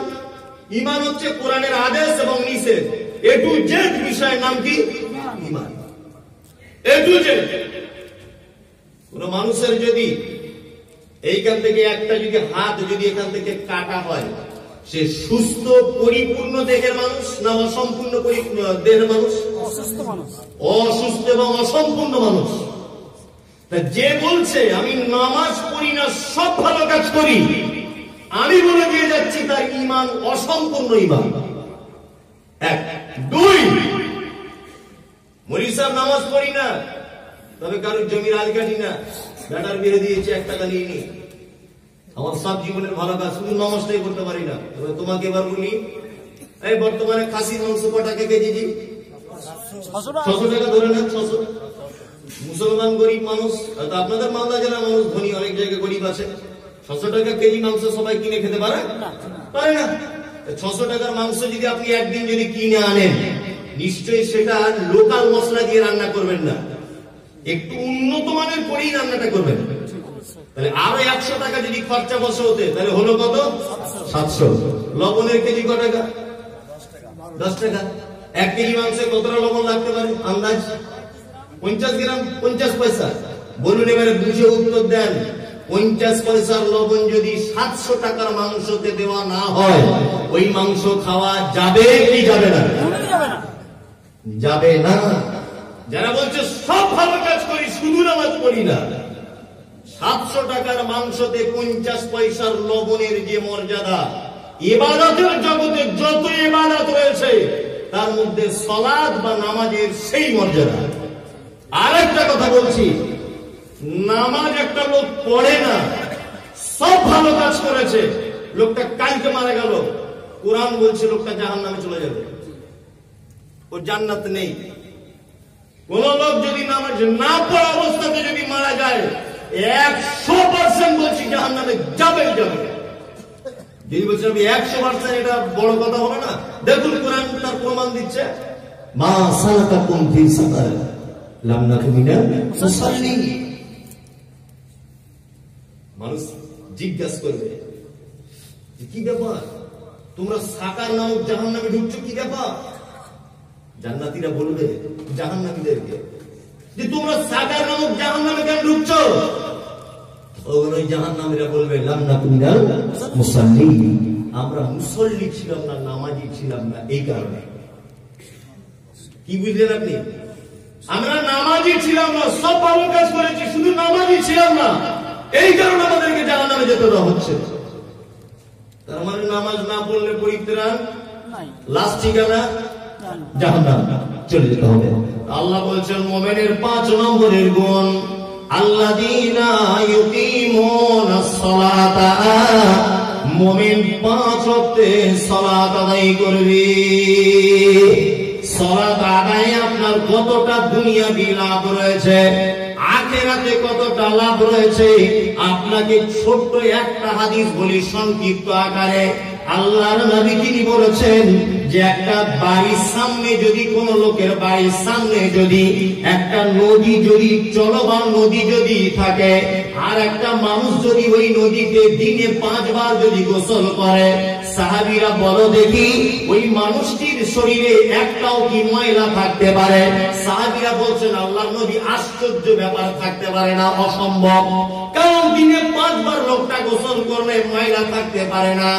ঠিক কেমন বিশ্ব নবী তিনি বলছেন একজন মানুষ যদি 5 ওয়াক্তে যদি সালাত যদি আদায় করে, সারা দিন ওই লোকটার একটাও গুনাহ থাকতে পারে না, একটাও গুনাহ থাকতে পারে না। কি বুঝলেন? একটাও গুনাহ থাকতে পারে না। জি, ওমিম্মা রাযাকনাহুম ইনফিকু, আল্লাহ তারপরে বলছেন মুমিনের আরেকটা গুণ, মুমিন দান করে। তাকে যে রুজি দিয়েছি কি করে তার থেকে? মুমিন কি করে তার থেকে? দান করে। একটাও মানুষ উঠবেন না, উঠে যাচ্ছেন কেন? জি, কেন উঠছেন কেন? একটু বসুন, পেচ্ছাবের প্রয়োজন হলে, আর যাদের বিড়ি টিড়ি খাওয়ার অভ্যাস আছে তারা উঠবে, বাকি কেউ উঠবে না। জি, বিড়ি খেতে পারে না, হয়তো অনেক সময় নেশা ছটকিয়ে যায়। অনেক মানুষ বলে যে পেট ফুলে যাচ্ছে, বুঝলেন না? আমি এটা এমনি বললাম, বিড়ি আমি জায়েজ বলছি না, আপনি ভুল বুঝবেন কেন? হ্যাঁ, এটা বলতে হয়। যে কথা বলছিলাম যে উঠিয়ে না, বসুন।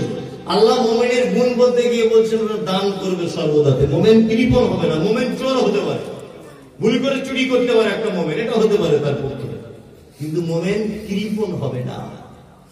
বুঝতে পারছেন? মুমিন সর্বদাতে দানী, উদার মনের হবে। মাদ্রাসা, মসজিদ, মুক্ত খানকা যেখান থেকে আসবে, মুমিন জিজ্ঞাসা করবে না তুমি কোথা থেকে এলে, কোন মাদ্রাসা থেকে এলে, গোপনে সঙ্গে সঙ্গে পকেট থেকে টাকা বার করে দিয়ে দিবে। এটা মুমিনের গুণ, বিশাল বড় গুণ এটা। আল্লাহু আকবার। যদি বলেন মনে সাহেব আপনি তো ঠিক বলতে বলতে বলতে বলতে ঠিক জায়গাতে এসেছেন, তাই না? তা আমাদের মাছির কি কাজ? মাছি দেখেছে? মাছিদের কি কাজ? দেখবেন ও কোথাও বসবে না শরীরে, যে জায়গাটায় ঘা হয়েছে ওইখানে গেলে দেখবেন ওদের চরিত্র ওটা। সারা শরীরে কথা বসবে না, যেখানে ঘা হয়েছে একটুখানি ওখানেই বসবে। আমরা বক্তারা যারা, আমরা তো মাসির মতো আর কি, যেখানে ওষুধটা দেওয়ার সেখানেই তো আনতে হবে ঘুরে ঘুরে। বুঝতে পারছে না, একটা প্রতিষ্ঠানের ব্যাপার আছে। এই কারণে অনেক চালাক মানুষ আছে, তারা উঠে পালিয়ে যাবে। অনেক চালাক মানুষ আছে উঠে পালিয়ে যাবে, তবে চালাকদের তো বেশি দিন টিকিট নেই। এহ জগতেও নেই, পরে জগতেও নেই। কি বলছি বুঝতে পারছেন না? ছোট্ট করে মাঝখানে আপনাদের ঘুম ভাঙানোর জন্য একটা কথা বলে দিচ্ছি। ঘুম ভাঙানোর জন্য দুটো ছেলে, বাচ্চা বাচ্চা ছেলে, একটা বাগান থেকে কমলা লেবু চুরি করেছে। কি কমলা লেবু চুরি করেছে। তো দুজনে 2 ব্যাগ চুরি করেছে। চুরি করে বলছে ওরে ভাগ করবি কোথায়? একটা ছেলে বলছে তাহলে এক কাজ করো, সাইকুলদের খামারে চল। বলছে না, ধরে ফেলবে, লোক কেউ দেখতে পেয়ে যাবে। কোথায় যাবি? বলছে অমুকদের গোয়াল ঘরে চল। বলছে না, অসুবিধা আছে, ধরা পড়ে যাবো। ওর মধ্যে একটা ছেলে বুদ্ধিমান, ও বলছে এক কাজ কর, কবরস্থানে চল। মমতা সরকার এখন কবরস্থান ঘিরে দিয়েছে পাঁচিল দিয়ে, কেউ বরঞ্চ দেখতে পাবে না। কবরস্থানে চল, গিয়ে দুজনে ভাগ করে দিই। কবরস্থানে বলছে তাহলে তাই হবে। কবরস্থানে ঢোকার সময় ব্যাগে অনেক লেবু, তো এখন 2টো লেবু গেটের কাছে পড়ে গেছে। তা ওরা 2টো পড়ে গেছে, আর অত ভুরুক্ষেপ করেনি, গিয়ে লাস্টের দিকে নিব, প্রথম এই ব্যাগের গুলো ভাগ করি চল। নিয়ে কবরস্থানে এক কোনায় গিয়ে লেবু ভাগ করছে। এটা তোর, এটা আমার, এটা আমার, এটা তোর, এটা তোর, এটা আমার, এটা আমার, এটা তোর, ভাগ চলছে। ওই গ্রামের একটা মাতাল প্রতিদিন মদ পান করে। সে মাতাল কোন কবরস্থানের সাইড দিয়ে হেঁটে হেঁটে যাচ্ছে। ও ভাবছে কবরস্থানে সব মরা মানুষ থাকে, এটা আমার, এটা তোর, এটা তোর, এটা আমার। তাহলে কি আমাদের কবরস্থানের মরা মানুষগুলো জান্নাত জাহান্নাম থেকে কি কোনো গাড়ি এসেছে? ফেরেশতারা গাড়ি নিয়ে এসেছে মাল ভাগ করছে মনে হয়? তাহলে এটা জান্নাতের গাড়িতে, এটা জাহান্নামের গাড়িতে, এরকম কোনো ব্যাপার নাকি? তো মাতাল। এখন ও এটা অনেকদিন ধরে শুনেছে, দেখছে হ্যাঁ সত্যি তাই। এখন ও তাড়াতাড়ি করে উঠে চলে গেছে ইমাম সাহেবের কাছে মসজিদে। ওই ইমাম সাহেব ভাই, ইমাম সাহেব ভাই, ইমাম সাহেব ভাই। দরজায় নাড়া দিচ্ছে। ইমাম সাহেব বলছে কি হলো? কবরস্থানে মানুষ ভাগ হয়ে যাচ্ছে ভাই, আপনি ঘুমাচ্ছেন? চি চি চি, কেমন কথা হলো? 13 দিন আগে আমার বাপ মারা গেল, চলুন একটু দোয়া করে দিবেন আমার বাপ যেন জান্নাতের গাড়িতে উঠতে পারে। এখন ইমাম সাহেব দেখছে তো মাতাল, না গেলে হবে না, তাই এই একটা সুযোগ আছে। চালাকদের কি হয় সেটা বলেছে। ইমাম সাহেব তখন বলছে এক কাজ করো ভাই, 500 টাকা দাও, তোমার বাপের জন্য গিয়ে দোয়া করে দেবো। ইমাম সাহেব মনে করেছে এমনি মিথ্যা কথা বলছে বা মাতলামি করছে। ও কিন্তু পকেট থেকে 500 টাকা বার করে দিয়েছে ফট করে। ইমাম সাহেব পকেটে 500 টাকা দিয়ে আলহামদুলিল্লাহ সুবহানাল্লাহ 500 টাকা পেয়ে গেলাম। এবার ইমাম সাহেব মাতালকে নিয়ে আস্তে আস্তে কবরস্থানের দিকে যাচ্ছে। ইমাম সাহেব কান লাগিয়ে শুনছে, ঠিক তো, সত্যি তাই ভাব চলছে, এটা তোর, এটা আমার। ইমাম সাহেব ব্যাপারটা ঘাবড়ে গেছে, হচ্ছে কি এর ভিতরে? কবরস্থানে আবার আওয়াজ কেন? ইমাম সাহেব দেখছে গতি খারাপ। ইমাম সাহেব দোয়া করছে। প্রথমে মনে রাখবেন গল্প সূত্রটা, 2টো কমলা লেবু গেটে পড়ে গিয়েছিল, বুঝতে পারছেন? এখন ইমাম সাহেব বলছে ভাই দোয়া শুরু করে দেবে, আজকে বাঁচা যাবে না, মানুষ সত্যি ভাগ চলছে। ইমাম সাহেব দোয়া করছে, রব্বানা আতিনা, আল্লাহ যেমন করে হোক 500 টাকা নিয়ে দিয়েছি, মাতালের বাপকে জান্নাতের গাড়িতে তুলে দাও না। দোয়া চালাচ্ছে, মাতাল শুধু আমিন আমিন আমিন আমিন করছে। এখন ওদের দুজনার ভিতরের ব্যাগের মাল দুটো যখন ভাগ করা শেষ হয়ে গেছে, একজন তখন বলছে ভিতরের মালগুলো কমপ্লিট, এবার গেটের মাল দুটো চল। ইমাম সাহেব গেটে দাঁড়িয়ে দোয়া করছিল। ইমাম সাহেব ভাবছে এবার আমাদের কাছে আসছে, আমাদেরকে ধরে দেয়। ইমাম সাহেব দোয়া বাদ দিয়ে কাঁচা বেঁধে দিলে মাঠে মাঠে ছুটছে, মাতালও ছুটছে। যেই বলেছে গেটের মাল দুটো কাজ, এর ইমাম সাহেব দেখছে মরা মানুষগুলো হয়ে গেছিল, জ্যান্ত গুলোর কাছে আসছে, বুঝলেন না? তো অতি যারা চালাক হয় না, তাদের এই ছোট বুঝে কাঁচা বেঁধে মাঠে মাঠে ছুটতে হবে। বুঝতে পারছেন? একদম ব্যবসা। তা কানের কথা বললে অনেক মানুষের অ্যালার্জি আছে, অনেক মানুষের অ্যালার্জি আছে। দানের কথা বললে চারটার ঘর চলে যাবে, যাবে না, উঠিয়েন না, আপনি বসুন, আমি দানের একটা দুটো হাদিস বলে দিই। আচ্ছা, যারা এখানে বসে আছেন আল্লাহর নবীকে কারা ভালোবাসেন একবার হাত তুলুন তো। নারে তাকবীর, নারে তাকবীর। হাজির বেটার বিয়ে হলো কাজীর বেটির সাথে, হাজির বেটার বিয়ে হলো কাজীর বেটির সাথে। কাজীর বেটি বলছে আমি যাব সিনেমাতে। হাজির বেটা বাপজে বলে ও গো বাপজে আমার হাজি, ও গো বিবি তোমার কথায় কেমনে হব রাজি। কাজীর বেটি দুঃখ মনে কথা নাকি বলে, কাজীর বেটি দুঃখ মনে কথা নাকি বলে। হাজির বেটা করলো ফেরে বোঝাই কোন চলে। সিনেমা দেখা মেয়ে মানুষ ঘরে রাখা দায়, অবশেষে রাজি হতে হলো নিরুপায়। হাজির বেটা বলে শোনো শোনো গো সুন্দরী, আমার স্যুট আমার জামা পড়ো তাড়াতাড়ি। দুই বন্ধুর মতো তারা গেল সিনেমাতে। রাস্তা তাদের জানা আছে সন্দেহ নাই তাতে। বিয়ের আগে কত গেছে হিসাব কে বা রাখে। হলের সামনে দাঁড়িয়ে গেল লাগলো আলোর ছটা। অনেক দিনের পুরাতন বন্ধুর সাথে হলো দেখা। বন্ধু বলে এরে বন্ধু এটা কে তোর হয়? বন্ধু বলে ওটা আমার শালার পরিচয়। আর বলবো না অনেক বড়, আর বলা যাবে না। বলবো অত সহজ নয়, গজল অত সহজ নয়। আমি যদি গজল বলতে লাগি, যারা ইউটিউবার আছে ওরাই জানে, যদি বলতে লাগি এখন 1-2 ঘন্টা বলতে পারি, এইভাবেই বলতে পারি। এবং আধুনিক যেগুলো এমনি বইয়ে লেখা আছে এরকম গজল নয়। আমি যেগুলো বলবো কোনো বইয়ের পাতা আপনি দেখতে পাবেন না, কোনো গজলের বই এসব পাবেন না আপনি, তবে বলবো না। এবার আপনাকে বলছি, নবীকে যারা ভালোবাসেন আর একবার নারে তাকবীর। ইনশাআল্লাহ ভালোবাসেন। নবীকে কেউ দেখেছেন চোখে? দেখেনি? দেখার ইচ্ছা আছে একবার, আল্লাহ যেন দেখা হয়। কার কার কার কার? মাশাআল্লাহ। একটা কথা আছে, ভ্যাক না করিলে কবু ভিক মেলে না। বুঝতে পারছেন? ভ্যাক কিছু করতে হয় তবে কিছু ভিক পাওয়া যায়। জি, এই গ্রামটার নাম কি? রানীনগরের একটা বেটা ছেলে ভিক্ষা করে, বুঝলেন? এই গ্রামে বেটা ছেলে এই গ্রামে ভিক্ষা করে, রানীনগরেই বাড়ি।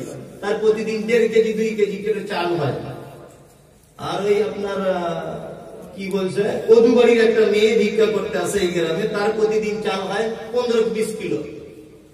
রানীনগরের ছেলেটা কয়েছে, আমি গ্রামের ছেলে, আমার চাল হয় 3 কিলো, আর বাইরের গ্রাম থেকে আসে ওর হয় 20 কিলো। এটা হয় কি করে? নিশ্চয় কোনো ক্যাপাসিটি আছে ভিক্ষা করার। বুঝতে পারছেন না? এই ক্যাপাসিটিটা আমায় ধরতে হবে, তাছাড়া ভিক পাওয়া যাবে না। বন্ধুরা আমার, মেয়েটা কদুবাড়ি থেকে আপনার টোটো গাড়ি করে রানীনগর গ্রামে এলো। আসার পরে মাস্টার আব্দুর রহমানের বাড়িতে মেন গেটের সামনে দাঁড়িয়ে গেল। বোরকা পরে মুখটা ঢাকা দিয়ে খুব সুর করে করে বলছে, আমি নবীর বেটি ফাতেমা,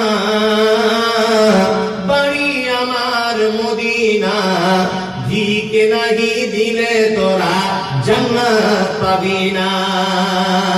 আমি নবীর বেটি ফাতেমা, বাড়ি আমার মদিনা, ভিকে নাহি দিলে তোরা জান্নাত পাবি না। মাস্টার আব্দুর রহমানের বউ দেখছে, রূপ সেজে আসলে আসতেও পারে, নবীর বেটি হলে হতেও পারে, 2 কেজি চাল দিয়ে দেয়। মেয়েদের মধ্যে খুব নরম, ওরা দেখবেন যে হাঁসটা বেশি ডিম পারে ওটা মরে গেল যেমন কাঁদে, বাপ মরে গেল তেমন কাঁদে। এত মন নরম ওদের। যে মুরগিটা বেশি ডিম পারে ও যদি মরে যায় ও কাঁদবে, ওর বাপ মরে গেল সমান কানা। মানে ওদের মন খুব নরম হয়, বুঝলেন না? আব্দুর রহমানের স্ত্রী দেখছে নবীর বেটি বলছে, তাহলে নিশ্চয়ই কোনো ব্যাপার আছে। এই ফাতেমা স্বামীর নাম কি ছিল? হযরত আলী। আলী। মেয়েটা আর একটা বাড়িতে গেল। এই গ্রামের যে ছেলেটা তার কিন্তু খুব হিংসা হচ্ছে, তাই তো এর চিটিং বাজ দেখেছি কিন্তু সাংঘাতিক চিটিং বাজ দেখিনি। নবীর বেটির নাম ভাঙিয়ে চাল তুলছে।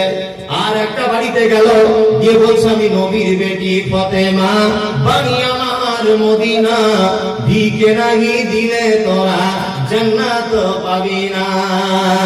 ছেলেটা তখন গুটি গুটি পায় মেয়েটার পিছনে দাঁড়িয়ে গিয়ে বলছে, আমি হলাম হযরত আলী, এতদিন তুই কোথায় ছিলি? তোর প্রেমেতে পাগল আমি, আজকে তোকে ছাড়বো না। তুই যদি ফাতেমা হবি, আমি তোর স্বামী এই হযরত আলী। চাল যা হবে দুজনের 50-50 স্বামী স্ত্রী ব্যাপার। মারামারি লেগে গেছে, কঠিন মারামারি লেগে গেছে। তা কিছু ভিক যদি মানুষের কাছে করতে হয় তো কিছু অভিনয়, কিছু কৌশল করতে হয়। কেন অনেক ভিখারি দেখবেন পায়ে ব্যান্ডেজ করে আঁখের গুড় লাগিয়ে রেখেছে, আর মাসি উঠছে প প প করে। আর লোকে ভাবছে যে অ্যাক্সিডেন্টের রুগী গো, কিন্তু আগেও কিছুই না, গুড় লাগিয়ে রেখেছে। অনেক লোককে দেখেছেন, বুঝলেন না? কিছু চাইতে গেলে কিছু ভাগ করতে হয়। আরে নবীর সঙ্গে দেখা করার ইচ্ছা আপনাদের সবার আছে ইনশাআল্লাহ? ইনশাআল্লাহ আদেশ করিল আল্লাহ পবিত্র কোরআনে, আর বিবাহ করিতে যত আদম সন্তানের। কোরআনে আদেশে আল্লাহ যদি না করিত মানুষের বংশ সব ধ্বংস হয়ে যেত। কিন্তু হায় বর্তমানে হতেছে এমন, বেটির বিয়েতে বেটার বাপ নিচ্ছে কত পণ, কেউ সোনা দানা নিচ্ছে, কেউ টাকা করি, আর কেউ জমি জায়গা নিচ্ছে, কেউ নিচ্ছে বাড়ি। আবার কত বাপজি বলে নিব না কখন, বেটা বেটি সাজিয়ে দিয়ে কি বিয়াই আপন। টাকার বেলায় সাধু সাজে, জমির বেলায় চোর, টাকার বেলায় সাধু সাজে, জমির বেলায় চোর। বর্তমানে বেটার বাপ এমনি হারামখোর, চোর লোকে চুরি করে অন্ধকার হলে, আর বেটার বাপ করে চুরি দিনের উজ্জ্বলে। হায়রে বেটার বাপ তুমি এমনি লুবি হলে, টাকার বদলে ছেলে বিক্রি করিলে। গাজলের হাটে শুনি বিক্রি হয় পাঠা, গাজলের হাটে শুনি বিক্রি হয় পাঠা, আর পাঠার মতো বিক্রি করো তোমরা নিজের বেটা। হায়রে বেটার বাপ তুমি এমনি লুবি হলে, পাঠারও মতো ছেলে বিক্রি করিলে। তোর জন্য কত নারী বিষ পান করে, কত নারী গলায় দড়ি দিয়ে ঝুলে পড়ে। এর জন্য কে বাদাই জানো বেটার বাপ, এর জন্য কে বাদাই জানো বেটার বাপ। শত শত বেটির বাপের তোদের প্রতি আছে অভিশাপ। কথা বাস্তব না বাস্তব? চলুন এবার একটা সহিহ বুখারী হাদিস শোনানো যাক। নবীর সঙ্গে কার দেখা হবে, এখানে যারা বসে আছে কার প্রথমে দেখা হবে এটা প্রমাণ করে দিয়ে স্টেজ থেকে নেমে যাব। চলুন হাদিস বর্ণনা করছেন, বুখারীতে হাদিসটা রয়েছে। নাম হলো তার আয়েশা, বাপের নাম হলো তার আবু বকর। হাদিসের পরিভাষাতে আয়েশাকে বলা হয় মুহাদ্দিসা, আর উপনাম হিসাবে ডাকা হতো তার নাম হুমাইরা। বন্ধুরে আমার, ইসলামিক ইতিহাসে লেখা হয়েছে যে আম্মাজান আয়েশা 11,000 মহিলাকে যিনি কোরআনের শিক্ষা দিয়েছিলেন, এই আম্মাজান আয়েশা হাদিস বর্ণনা করেছেন। হাদিস বর্ণনাকারিণী আয়েশা কোন বিবি নবীজিকে করিলেন জিজ্ঞাসা, ও নবী তব সাথে দেখা হবে কার? নবী বলে দুনিয়াতে হাত লম্বা যার। মা আয়েশা বলে এ কথা যখন শুনিলাম কানেতে, কাঠখণ্ড লয়ে হাতে লাগিলাম মাটিতে। দেখিলাম বিবি সাদার হাত লম্বা বলি, আমারও মুখেতে হব পড়ে গেল কালি। হাত লম্বা রক্ত পরে পারিলাম বুঝিতে, দান ধন যারা করে এই দুনিয়াতে। তারপরে জয়নাব এসে নবীজিকে কয়, কেন জয়নাব আল্লাহ রাস্তায় বেশি করে কয়? এ গ্রামের মানুষ শুনুন হাদিসটি বুখারীর। জয়নাবে আনন্দ আর আয়েশার মুখ ভারী। আম্মাজান আয়েশা আল্লাহর নবীকে জিজ্ঞাসা করে বলছেন, দয়ার নবী, কিয়ামতের মাঠে লক্ষ কোটি মানুষ যেদিন এক জায়গায় থাকবে, আপনার সঙ্গে প্রথমে কার দেখা হবে? এই চাদরওয়ালা বসো, আপনার সঙ্গে প্রথমে কার দেখা হবে? বিশ্ব নবী বলছেন, আয়েশা রে, যার হাত লম্বা তার সঙ্গে আমার দেখা হবে। যার হাত সব থেকে বেশি লম্বা তার সঙ্গে প্রথমে দেখা হবে আয়েশা। আয়েশা ব্যাপারটা বুঝতে পারলেন না, একটা কাঠের লাঠি নিয়ে অন্যান্য বিবিদের হাত মারতে শুরু করে দিলে। দেখা গেল আল্লাহ নবীর আরেকজন বিবি, তার নাম হচ্ছে সাউদা। সাউদার হাতটা লম্বা হয়ে গেছে। তা আয়েশা চোখ কসলাতে কসলাতে আল্লাহ নবীকে বলছে, আল্লাহ নবী, আমি আয়েশা আপনার সঙ্গে আমার আর দেখা হবে না, কারণ ওরই তো হাত লম্বা হয়ে গেল। বিশ্ব নবী বলছেন, আয়েশা রে, দান ধন যারা করে এই দুনিয়াতে, লাঠি নিয়ে মেপে দেখেছ ওই হাত লম্বা নয়। যারা দানের ব্যাপারে প্রতিযোগিতায় নেমে যায় আয়েশা, কিয়ামতের মাঠে আমি নবী বলছি তার সঙ্গে প্রথমে দেখা করব। এই দেখুন কত বড় কথা।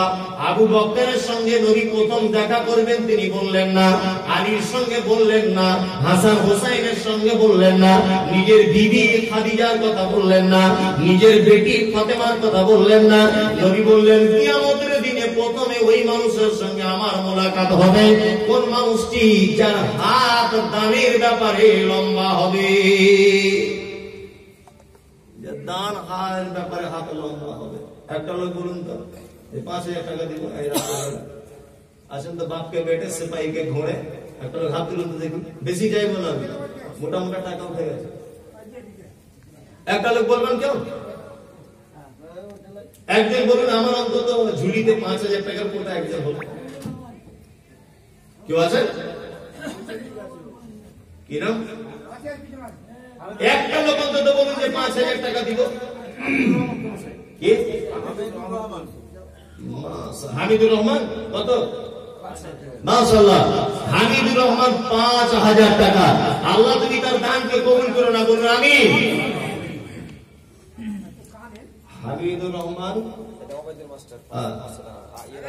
হামিদুর রহমান 5,000, আর আরেকজন হল, দুইজন হল 10,000 হল, আর একটা লোক হামিদুর রহমান 5,000 দিয়েছেন। হামিদুর রহমান কে লোকটা?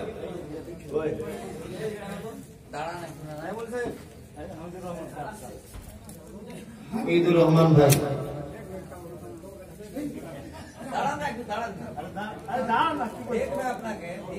হামিদুর রহমান ভাই কই?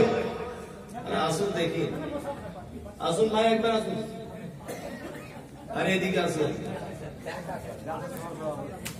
সহসভাপতি কত দিলেন আপনি? কত দিলেন ভাই? 5,000 দিয়েছে আর দিলাম আর কত দিলেন? কত দিয়েছে টোটাল? 5,000 দিয়েছে। আর 5,000 টাকা দিবে তাই তো? আর 5,000 দিবে ইনশাআল্লাহ দিয়ে দেবে। কত দিয়েছে? 5,000 দিয়ে দিয়েছে। আর 5,000 টাকা সবাই যখন আপনার কাছে দিবে, হামিদুল ভাই ইনশাআল্লাহ বলুন, পরে দিয়ে দেবেন 5,000 আল্লাহর রাস্তায়। নারে তাকবীর! রাগ করো না বলছি আমি সনদি আমন, রাগ করো না বলছি আমি সনদি আমন, কেমন এতে মোদের ঘরে নারীর আগমন, যদি করো নামাজ রোজা দেখাও পরহেজগারি, বাজারেতে কিনলে শাড়ি সঙ্গে পাবো নারী, আসল নারী মা হাওয়া এলো দুনিয়াতে, ওই নারী হতে এত নারী হিসাব কে বা রাখে, বর্তমানে দেখি শুধু নারীর আমদানি, নারীর ফটোয় ব্যবসা চালায় হাজারো দোকানি, মৌলবী ও মাওলানার হাজি গাজী ভাই, বর্তমানে নারীর হাতে বাঁচার উপায় নাই, রেডিও টেলিভিশন আরো সিনেমা হলে দলে দলে যাচ্ছে পুরুষ নারী আছে বলে, দেশলাইটা হাতে নিয়ে ঠুকতে যাব কাঠি, ঠোকার আগে তার উপরে আছে নারীর পাটি, নববর্ষের দিনে দেখো হাজার দোকানদার, নববর্ষের দিনে দেখো হাজার দোকানদার, নারী মার্কা ফটো দিয়ে দিচ্ছে ক্যালেন্ডার, বাজারেতে চা বিস্কুট আনবে সবাই কিনে, সেটাই দেখো নারীর ফটো বিস্কুটের ওই কিনে।